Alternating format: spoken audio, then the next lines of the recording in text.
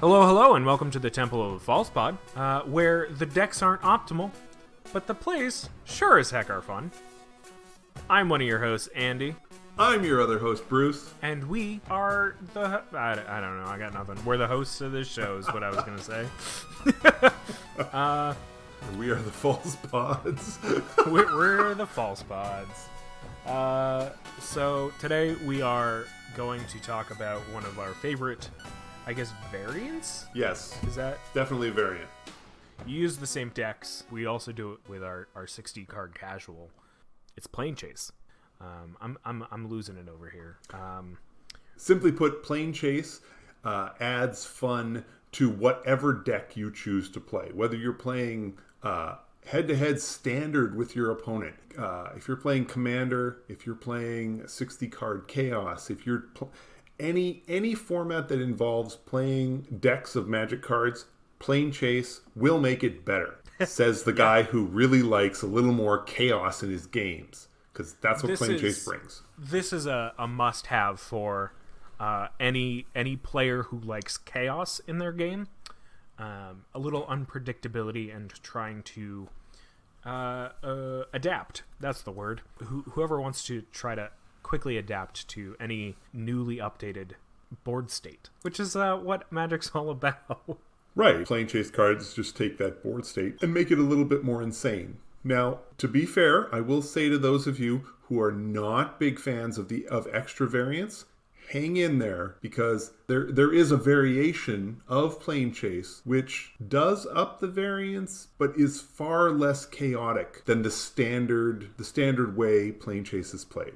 So, Andy, before we go too crazy here, we should probably introduce what Planechase is to the handful of people who are listening and don't know what Planechase is. Yeah, so Planechase, it's an official game variant put out by Wizards.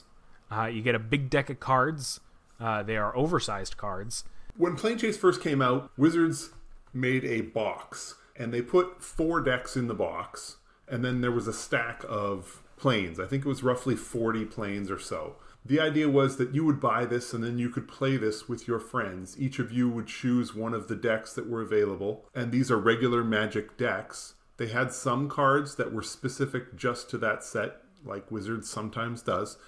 And then there was this stack of Planechase cards. Now, the Planechase cards are about the size of 2 Magic cards put side by side. You view them on the horizontal, not the vertical, so they're wider than they are taller. At that point in time, the Planechase cards were made up of the planes of Magic. So you could get a Planechase card from Zendikar and a Planechase card from Ravnica, or they would get more specific and say that it was from the Boros Precinct, or some part of a plane of somewhere else. In essence, half of the card has a picture, just like a regular Magic card, and then the rest of the card would give you a static ability, which basically says whatever was going on. So some of them would say, when something happens, this happens. Others would just simply say, this is the case. So I guess the best way to do this is to just pick one. So we've got one called Llanowar. It's a place.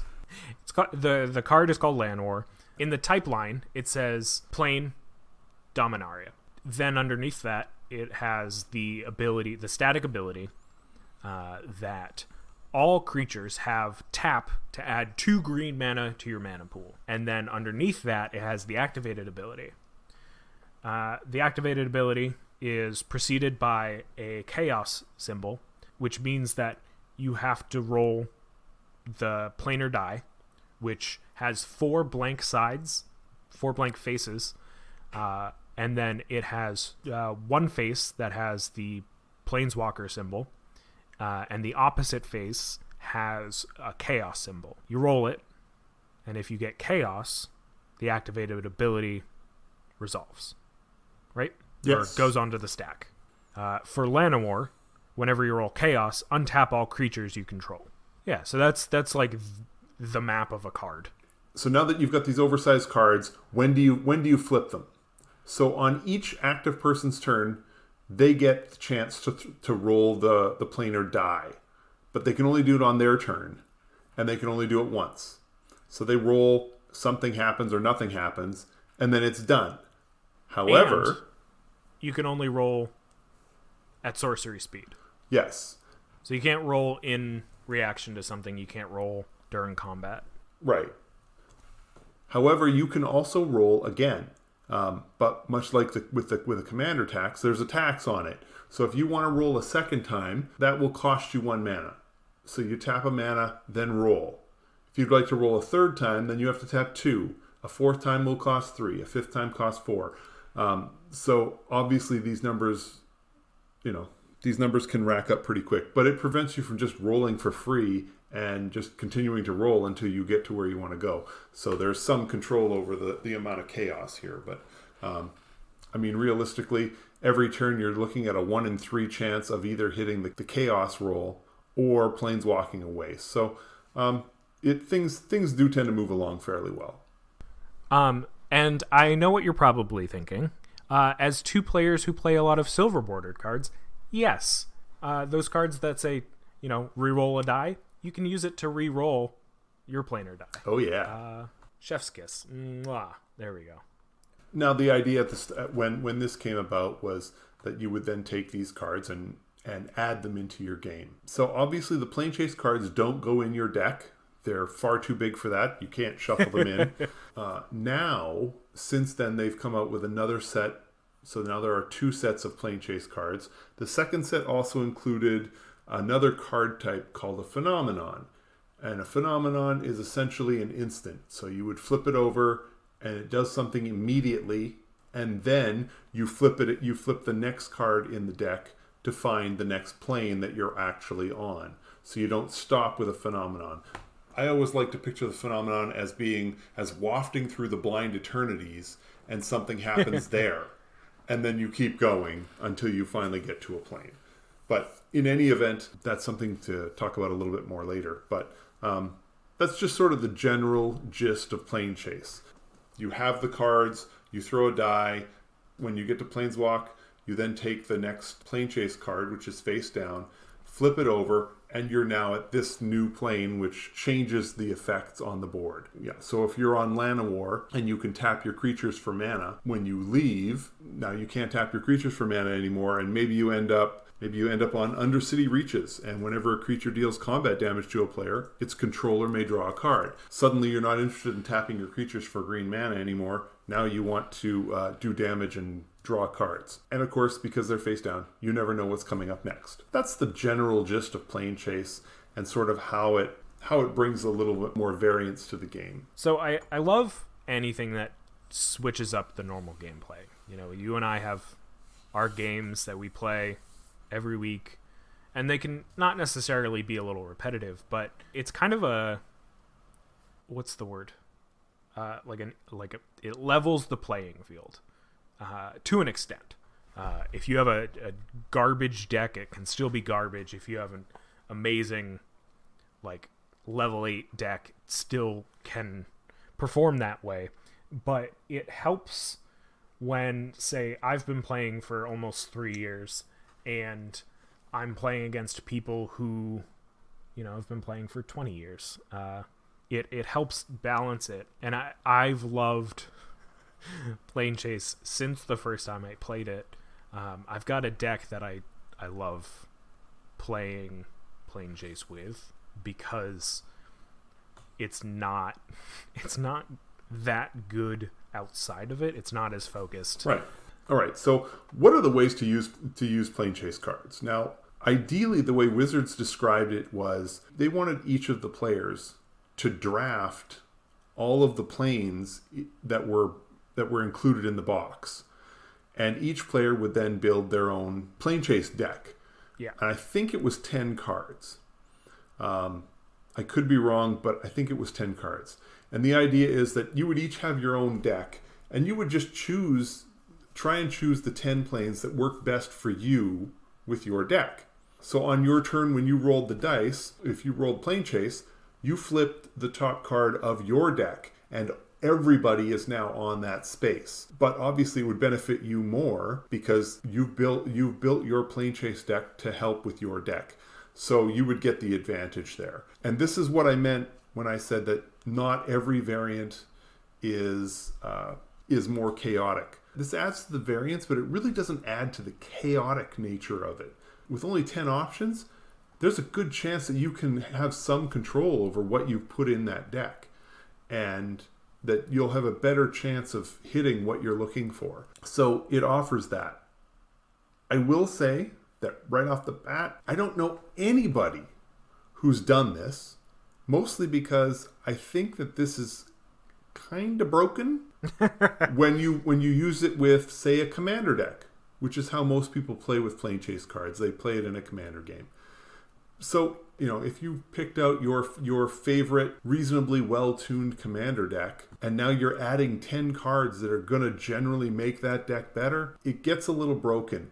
And I think most people just don't want to play that style. The most common way is to take all of the Planechase cards, shuffle them up, stick them face down in the middle of the board, everybody draws their cards, and then you flip over the first Planechase card, read it off, that's where you are to start. And then whoever goes first, and then you just simply, it's one big shared deck in the middle, you roll the dice, if you planeswalk, you just flip the next card over. And that's sort of the standard for how Planechase is played. I see that more often than virtually any other Planechase variant. It's generally more often played with multiplayer games, but I've had plenty of games when I played it just one-on-one, because as Andy said, it is a nice equalizer. And there are times when you and your opponent are at either different skill levels, or you and your opponent have decks that are on different skill levels. And you want something that's going to sort of help balance things out a little bit. And oftentimes, it's amazing how often Planechase can do that. I love this. Most games that I've played with Planechase, you go into a turn with a very clear person in the lead, and by the end of that turn, it's somebody completely else, because you've either changed planes, or the plane is so strong, or like the past 2 games that we've played. There's been a person that has been very much behind up until turn 4, and then we get to a certain plane, or whatever it is, and they just kind of come out of nowhere and practically demolish the 2 of us. And it's been entertaining, to say the least, to see that happen. It just adds something to the game, and it makes the big moments, the big plays, just that much more unique and variable. However, I guess there is one more Planechase variant that I want to cover, mostly because it's one of my favorite. It's my favorite type, but it's a little awkward to play, and I'll explain that when we get through there. So this version is generally referred to as a Planechase map, or something, words to that effect. I've seen it described differently. Essentially, it's you take Planechase cards and put them in a 3x3 grid. Have them all face down. Now, you're going to flip over the middle card, and that's where you are. That's where you start your journey through all of this. Then you're going to flip over the cards, I think it's best described, the cards north, south, east, and west of that card. Now, when you roll the planar die and you get to planeswalk, you can choose to go north, south, east, or west. And since they're flipped up, you get to see them. So you know exactly what you're about to walk into, and you've got four options. You choose the best one, or you choose the one that least hurts you. Maybe there's an opponent who is dying to get to this one spot, and you're just like, we cannot go there with you in this current board state. So you go somewhere else. The key is that when you move, the entire board shifts. So if I move east, I'm going to shift the entire board and create a new 3x3 grid. And the plane that I've walked to is now the new center of the board. So now I'm going to have the plane that I'm on now. So to my west is the one you were just on. It's still sitting there. However, the other 3 that you can see now are brand new ones. And the diagonals are still face down. Then you're going to take all of the ones that you can't get to in one turn anymore. They all get picked up and put into the discard pile. So the idea is we've now gotten away from that. It also allows you to eliminate planes that are just way too good against you, or planes you just have no desire to get to. So you can do that. Now, I've described the movements, but I haven't described why you would put cards in the diagonals. Now, when you roll Planechase, if you don't want to go to any one of those four, you can do a blind jump and blindly jump to one of the four corners.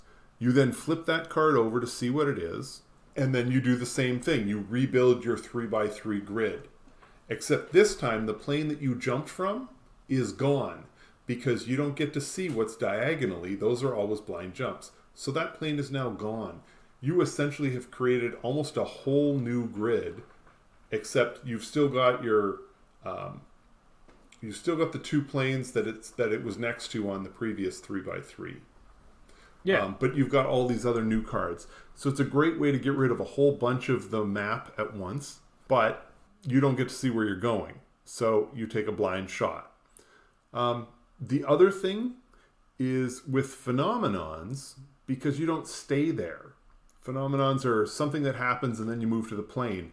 When you flip the north, south, east, and west cards over, if one of them is a phenomenon, you just draw the next card and put it underneath the phenomenon. So that way, when somebody jumps, you jump, you do the phenomenon, and then you land on the plane behind it.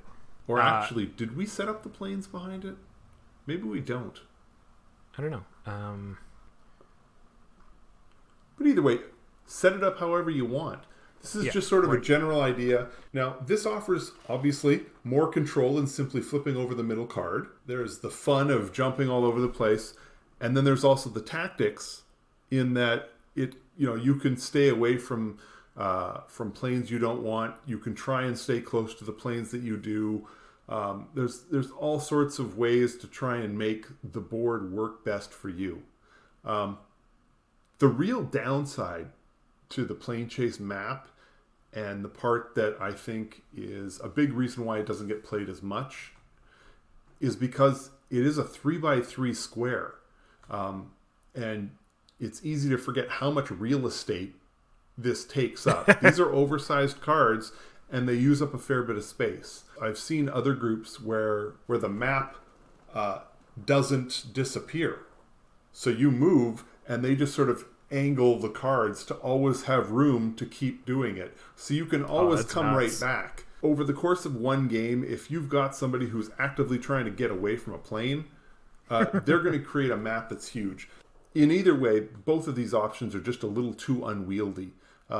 So it doesn't happen as much. I think those options, too, really kind of speak to the spirit of playing Planechase, is that you're kind of not only embracing the chaos of it all, but your home rules, I guess, for a lack of a better term, are kind of the limits. Adding your own home rules kind of helps with the enjoyment of the game in any way. Right. I mean, initially, we came up with the idea that when you rolled chaos, that it went on the stack, because it's an activated ability, and that was how we described it.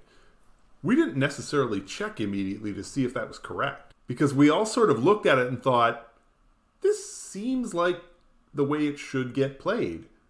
And, we didn't want to punish people for rolling the planar die and then not taking full advantage immediately. So this is sort of how we did it. Now, we later looked it up, and I believe we found out we were right, but honestly, even if we'd found out we were wrong, I don't know that I would want to change it anyway. I liked the way we were playing it. I liked how the gameplay went. We were all in agreement on it, so what's the harm? Right. So, and I think that that perfectly sums up like our playstyle. Is if everyone's okay with it, why cause an issue? Right. I looked it up while you were talking. The official name passed down from Wizards of the Coast, Eternity Maps. Okay, there we go. Eternity's map. Yeah. And it doesn't seem like there's any like official, at least from my cursory glance, There doesn't seem to be any official like rules with that play style and phenomenons. Right.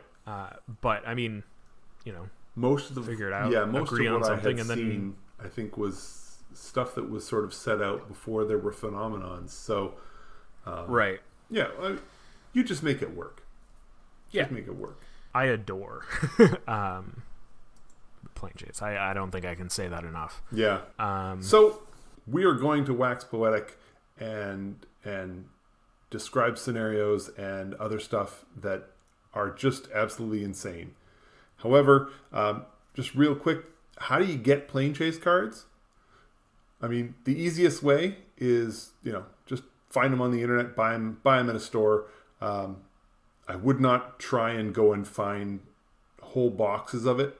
I'm sure they're out there, but it's probably easier to just buy sets of the individual cards, or a set of the cards on their own. I think that's generally the best way. There are plenty of people who are looking to sell their particular set of Planechase cards.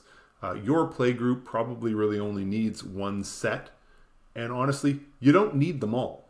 This isn't you don't need all of the Planechase cards. You just need a handful so that you get some variability. There were 2 different releases of Planechase cards. If you're looking to get all of them, you are looking at there's 2 separate sets. Andy, do you happen to have the sets up then? Yeah, so they're just called Planechase and then Planechase 2012. Okay. And then there are also 6 additional promo cards. Right. That are planes. You can in 2016, Wizards released both products together with the 6 promotional planes in a product called Planechase Anthology.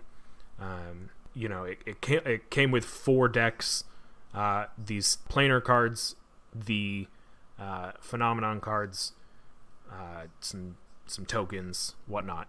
The magic, the Magic Anthology experience. But you can absolutely find just the planes by themselves. Yeah. You don't even need the planar die. I mean, it's a 6-sided die. You can just when you roll 1 and 6. 1 is the chaos, 6 is the planeswalk, and away you go. You're fine. I will say, actually, another variant that I've heard some people play is where they change the ratio. So instead of it just being 1 for chaos, it's 1 or a 2 on a 6-sided die. For planeswalk, it's a 5 or a 6. Ooh, and I've also seen some people just go, yeah, you know what, 1, 2, 3 are chaos, 4, 5, 6 is planeswalk. Something's happening on every one of these rolls. I'm not as big a fan of that much. I could definitely see going up to 2 options, but games with Planechase take longer. They take longer because you're flipping cards, you're reading the Planechase card, and then you're reassessing your hand and your board and everyone else's based on what the new reality is. So games can go a little slower. There's plenty of Planechase cards that will drag the game down, that slow it down. Not every Planechase card is something that you're going to be like, yay, I'm so excited we're here. So, but it's something to keep in mind, that you don't want to, be doing that much change that often. But hey, to each his own. Yeah, you could also just go up with the number of sizes. You could use a D12, D20, whatever you have. So like just getting the cards, it's not too bad. They're widely available. Yeah, having been around during Planechase anthologies, the cards that are available in those decks were fun. Some of my favorite legends were in those decks. Krond of the Dawnclad, which admittedly not a good legend. Krond was in the deck, but the other one is the black and blue one. I can't remember the name of it. But either way, there were several really good cards in the deck. They're, obviously not quite as good as they used to be, but they made for some interesting deck builds. They offered some interesting options, and don't poo-poo an option that includes the decks. they're generally fun. And before we go any further, Bruce, I think it's perfect time to throw it over to our sponsor. So we'll be right back. This episode of Temple of the False Paw is brought to you by Feeding Grounds. Come on down to Feeding Grounds on the plain of Muruganda. Just head toward the Loud Dinosaurs, but if you make it to Ixalan, you've gone the wrong way. For a limited time only, you can get your red spells for cheap. You can get your green spells for cheaper. Act now, and you can get your red-green spells, well, whoo-wee. Come on down and get your grub on. You won't find deals like this anywhere else in the whole blind eternities. Just, stay away from the mimeoplasm, will you? Don't say I didn't warn you. Feeding Grounds, we got some food for you. On the ground. Now back to you. All right, thank you. So Andy, let's talk about some of the planes. Let's talk about some of these cards because the They're real wild. Yeah, I mean the real joy of this is because it is the insanity that these cards offer. Now, Andy, how many are there total now? There are currently, let's see, we've got 40 planes from Planechase 1. We've got 32 planes from Planechase 2012, 8 Phenomenon cards from Planechase 12, and 6 promotional planes. All right, so a total it comes of to 86. Yeah, it comes to a total of 86 planar cards. Right. Half of which are nutso. I was looking at these cards and I was like trying to figure out which ones were my favorite, and I have, I don't know, 6 or 7 tabs open of just like, I love these ones. And there's some wild things.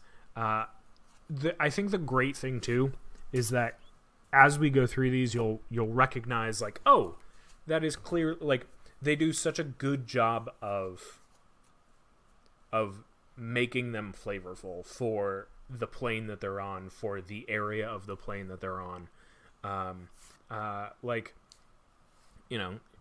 As we said before, Llanowar on Dominaria, you tap any creature for 2 green. That's, like a buff Llanowar elf. Let's start on the plane of Lorwyn in the peaceful gold meadow. This is one of my favorites. Whenever how is this one of your favorites? Because it's just it's goofy. It hard like just describe the card. Okay. When a land enters the battlefield, that land's controller creates 3 0/1 white goat creature tokens, and then the chaos ability. Whenever you roll chaos, create a 0/1 white goat creature token. So, each turn, hopefully, you're gonna get 3 goats, and then if you roll and you roll chaos, you get a 4th goat. What fun! They hardly affect the board. They're great chumpers. And as we saw last week in one of our games, unfortunately, it really builds up Gaia's Cradle. Boring. Oh my god. This boring. You think it's boring? Oh, I think it's maybe it's because I'm a token player. I love token strategies, and if you've I think in that game I was able to play a land, sack it to go get another land, got 6 goats in one turn. I believe I even rolled chaos and picked up a 7th. There's 0/1 tokens, so unless your deck is built to take advantage of a large number of creatures, it's not really offering a whole lot. I mean, it gives you very funny. It gives you some sack outlets to do other things, which is kind of what I was doing with them. But it's given all of the other options that Planechase offers, this is tame in comparison. Yeah, my only dislike with it is that it really falls apart to trample. Oh yeah. So, okay. So, for example, Naya. On the plane of Alara, you may play any number of additional lands on each of your turns. So on your turn, with Naya in play, you simply dump all of the lands in your hand on the board. Just put them all there. And if you have the ability to search and find 3 more, put those out there too. There's no restrictions on the number of lands that you can put out as long as they're from your hand. And then the chaos is when you roll chaos, target red, green, or white creature you control gets +1/+1 until the end of the turn for each land you control. So you roll chaos. Now you get a massive creature because you've just put out 3 lands that turn. I like Naya because in the early game, it makes the game take off. You rarely are keeping a hand that has less than 3 lands. So if Naya comes up early enough, you can dump them onto the battlefield. And they don't come onto the battlefield tapped. They come out untapped and ready to be used. If you play it in the mid game, you've probably got 1 land in your hand, but you probably also have ways to ramp into more. You may also have ways to draw multiple cards, which will let you play all those lands. And once you're in the mid and late game, rolling the chaos, even if you don't have extra lands in your hand, that chaos roll is going to create at least 1 ridiculously big creature. And when you're playing red, green, or white, you're looking at a trample creature, a flying creature, or or some combination or some other way to, or say a double strike. Right. I mean, any one of those options sounds really good to me. But it sounds realistic, yeah. Right, and this is that's sort of the kind of thing I'm looking for from Planechase cards. Now, obviously, when Naya comes in, the guy who's playing red, green, black is going to be okay with this because they get the benefit. They go from there. The person who's playing all white, well, they're like, okay, this is great. I wish I had more ways to get more land in my hand. But it's there. The person who's playing black, once they've put that extra land out, they're like, okay, how fast can I get out of here? My favorite Naya story is I had an opponent. We started the game. He started in Naya, dumped 3 lands onto the battlefield. Then, rather than play anything out of his hand, he rolled the planar die. Nothing happened. He tapped a mana, rolled it again, and we planeswalked away. So that first turn, nothing really... He didn't get full advantage. But by turn 2, when he drops the 4th land onto the battlefield, and then, throws a couple mana rocks...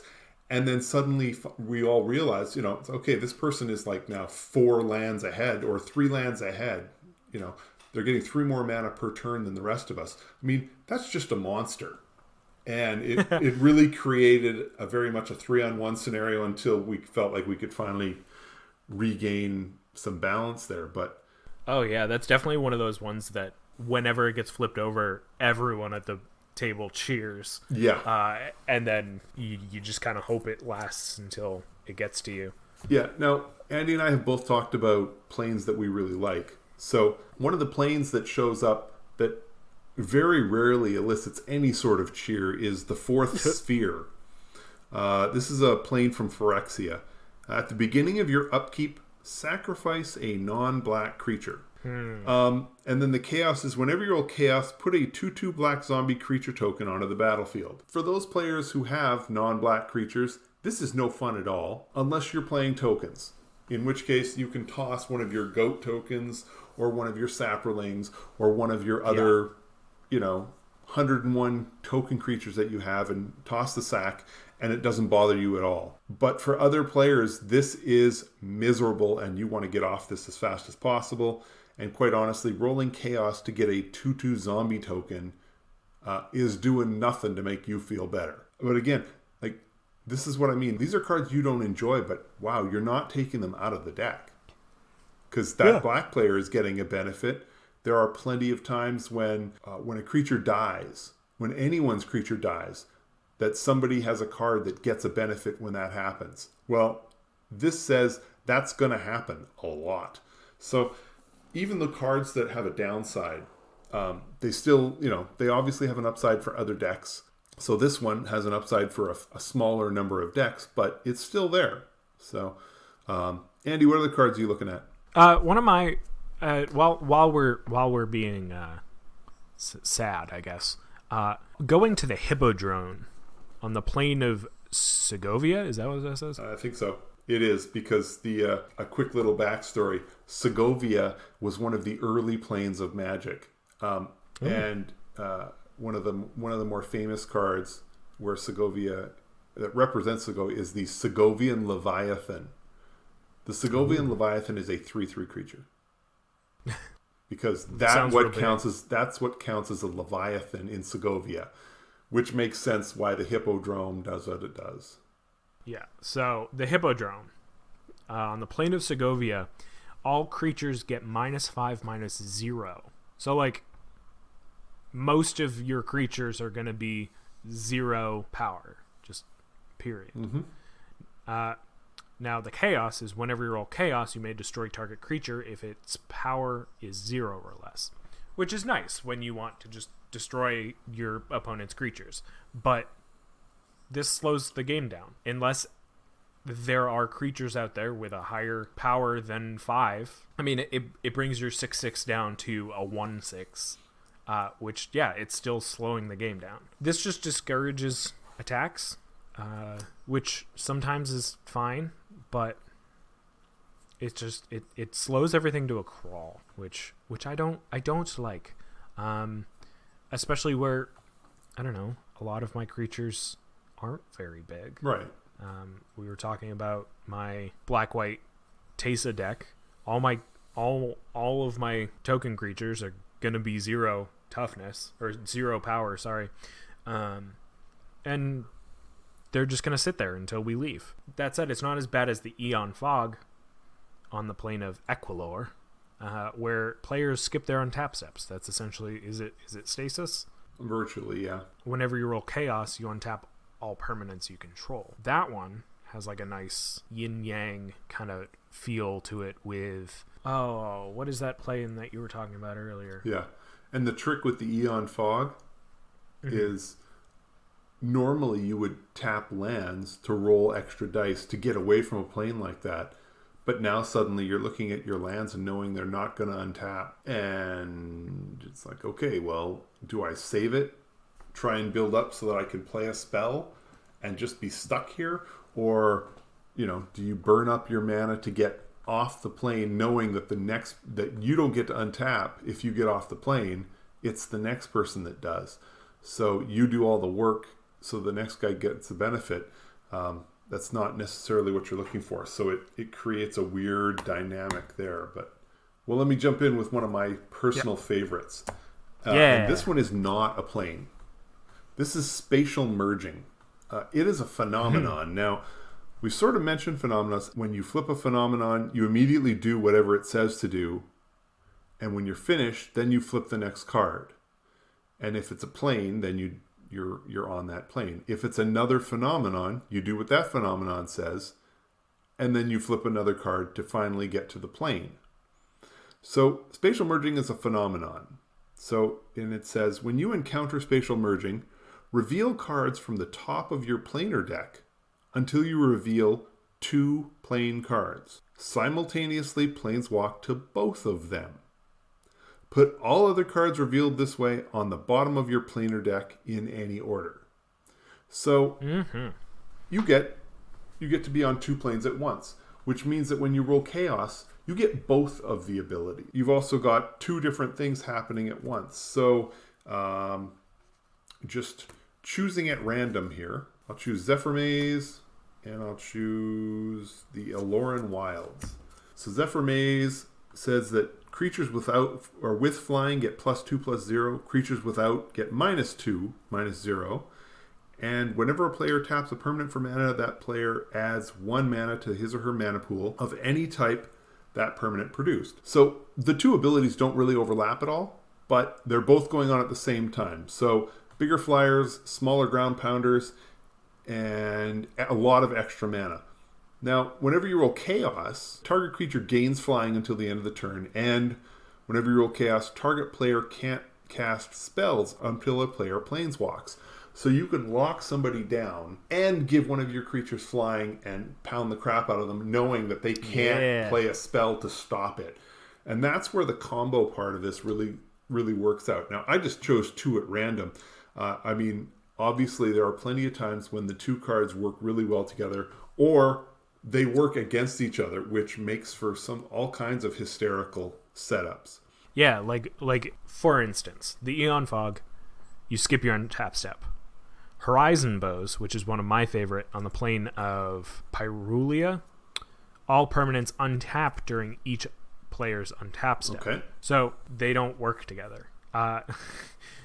You don't have your untap step, so your permanents don't untap during each player's untap step. Well, here, try these 2 on for size. There's a card called Panopticon.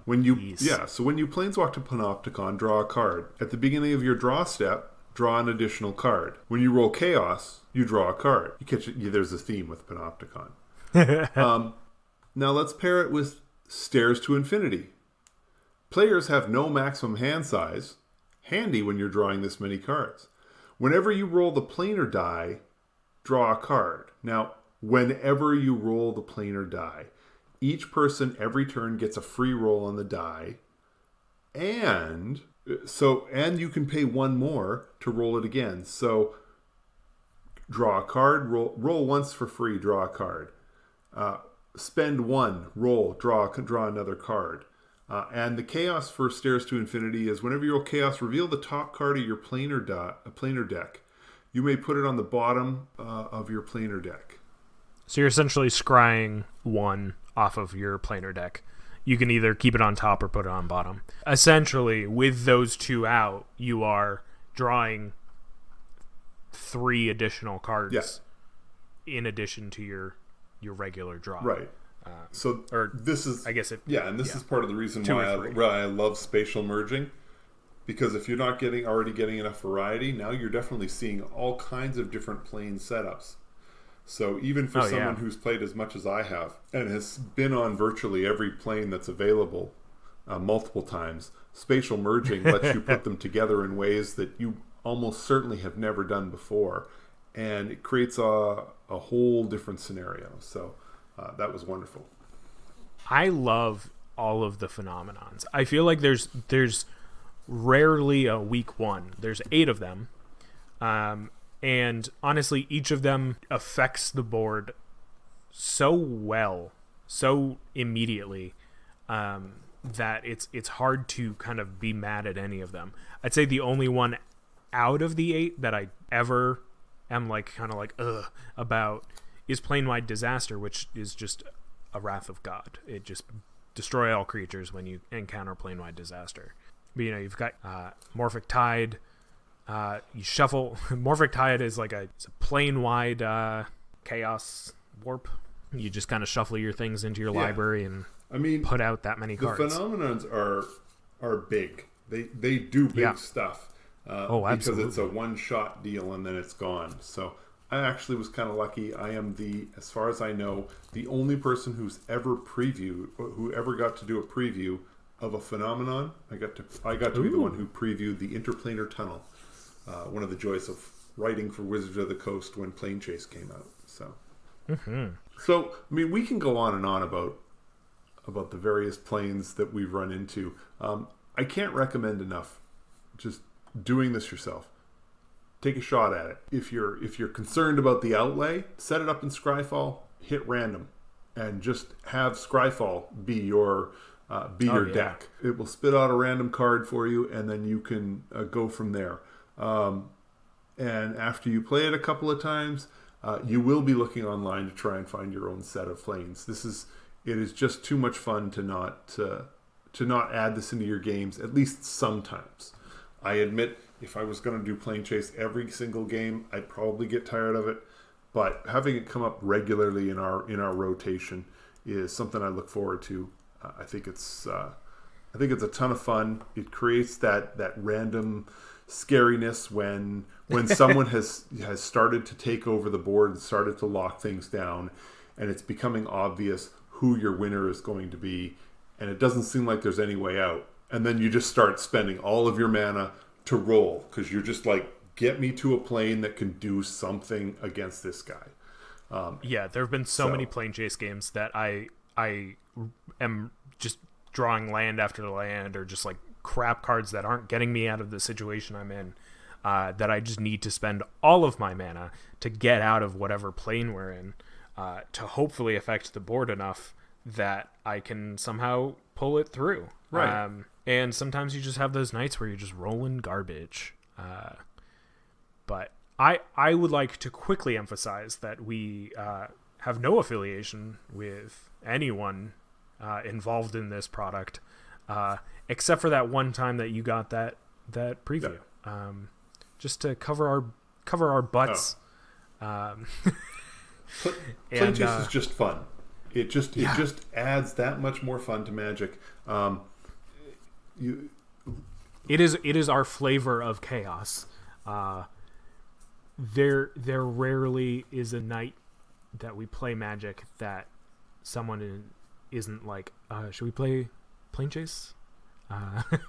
And sometimes we're not feeling it, but that's just because it's a lot. It's a lot to handle. Let's just say the last game that we played of Planechase, we were all running Unmander decks, and we threw Planechase into the mix, and that was just awesome. Just a ton of fun. All kinds of craziness going on all over the place, and everybody was in for it. And I can't recommend it enough. You give it a shot. Take it out for a spin. It's not going to cost you anything until you decide that this thing's awesome and you really do have to have some Planechase in your life. And I strongly encourage it. Check it out. Highly recommend. You will not regret this. I swear to God, you will not regret this. You won't regret it. Yeah, it's the best for just any game of Magic. Anything else you want to say about any of the specific planes? Any stories you have before we wrap up? Nope. I am all good. I'm going to save the rest of the stories so that everybody else can then be surprised by some of the stuff that comes up in the planes decks, or with their planar decks. Well, in that case, I would love to thank you all for listening. We have a great time here every week, and we're the Temple of the False Pod. I'm Andy. You can find me at Twitch and Twitter at AndyWeekend. I'm Bruce. You can find me on Twitter as @ManaBurn. And our decks are not optimized, but the plays sure as heck are fun. Thank you for listening. Have a great night.